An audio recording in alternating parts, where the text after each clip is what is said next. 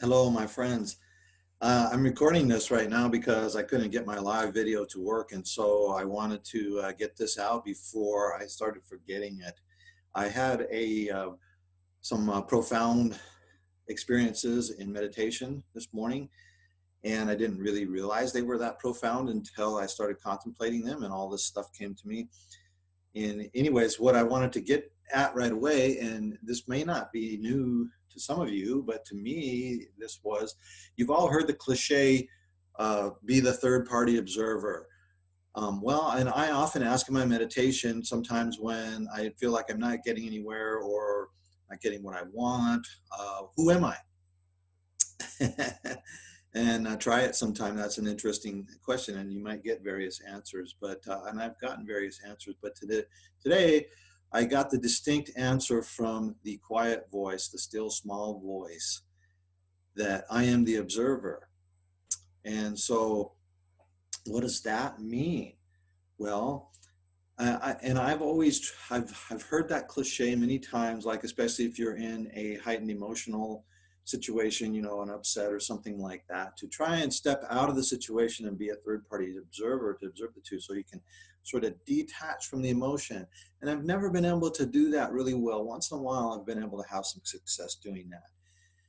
But then it's come to me in contemplation that you're the observer, or we are the observer, and we are choosing to insert our consciousness into the various thoughts, circumstances, situations, etc., that come up. It's like we're watching a movie and we decide to insert ourselves into it. And so that gives me new meaning to, you choose your life. And you may have had a soul contract that you choose to be in some difficult circumstances, and that's why you're in that direction.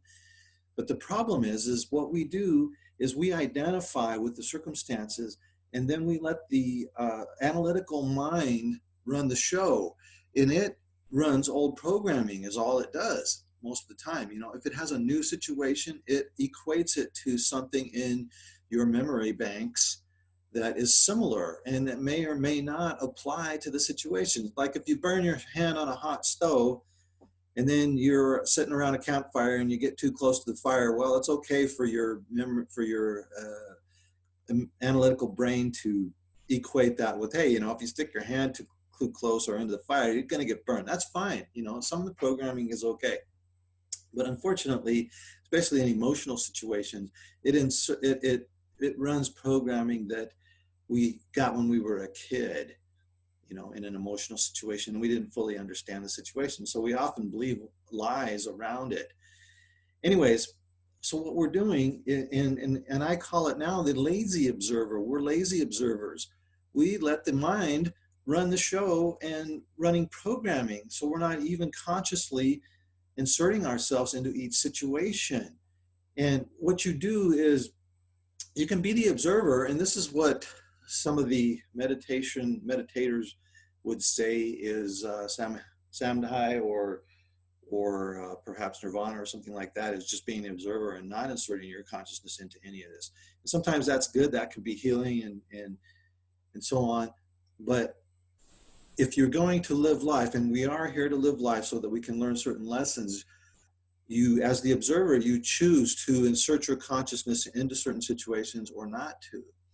So if you are having a life of lack or poverty or difficult circumstances, you have chosen that.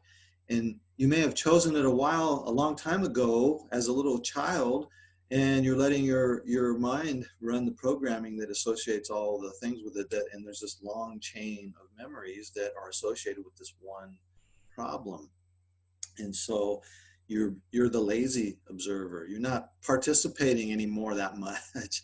And so that's why you feel like you're out of control, or you can't control it, or you're a victim of circumstances. You're not. This is the point I think this is really the first moment of full clarity that I've gotten on being the third party observer. And I'm actually making the choices of my life, either passively or consciously. And so the key is to consciously choose. You know, if you have a thought that you want to have abundance, you need to choose to insert your consciousness into that abundance as the third party observer.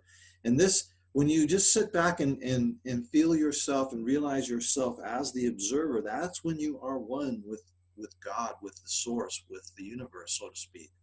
You've heard all these cliches, and I was going to write a post on it, and I still may write it all out, but I wanted to, and I was going to do that first, and I thought, no, I need to do a video before I start forgetting some of it, because you forget some of it the more it goes, the more time passes.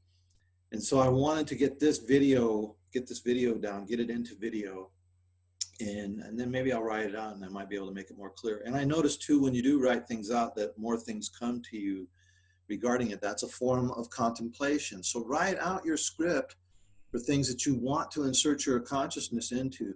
And in your next meditation, ask yourself, who am I? And listen for that still small voice to answer. You know, because your carnal mind will give you an answer, like, you know, all kinds of bunch of answers and stuff. You're this, you're that, you're da da da da. No, you're not. See, you're not. You've heard this before too. You're not your thoughts. You're not your circumstances. You're not your body. All of these things are choices that are coming up that you, as the observer, can choose to insert your consciousness into. But now you can do it without identifying with it. You know, it's like getting on a ride at Disneyland or something. You can choose to step on there, but you know that that's not you. You're just having some fun. And you could even do that with some of the more difficult things in your life too. You know, I'm getting on a scary roller coaster. Think of it that way. So I wanted to share that with you. And now as I think about it, because I have read stuff like this before and listened to people talk about stuff like this before, and think and kind of understood intellectually and thought about it, you know, or sometimes I'm like, well, what does that really mean? You know, and try to visualize myself in it. And maybe that's what has prepared me for this moment when I get another moment of clarity on what that means. And I'm sure there's more to it that I don't even understand yet either. So I was going to put up a meme, and I may still do that says, who am I? I am the observer. And if as the observer, when you want to participate on the physical plane, you choose to insert your consciousness into the 3D movie that's running all around you all the time. And you can stop identifying yourself with your circumstances, and you can stop being a victim, and you can let go of things. You can forgive. It's like, oh, it's just a movie. So anyways, I hope maybe that helps somebody. It helped me. It's helping me get more clear, if nothing else. So feel free to share this video. I may put this out, not just on the group, but I may put this out on all of my channels, so to speak. And hopefully this can help someone. All right, my friends, take care. Love you guys.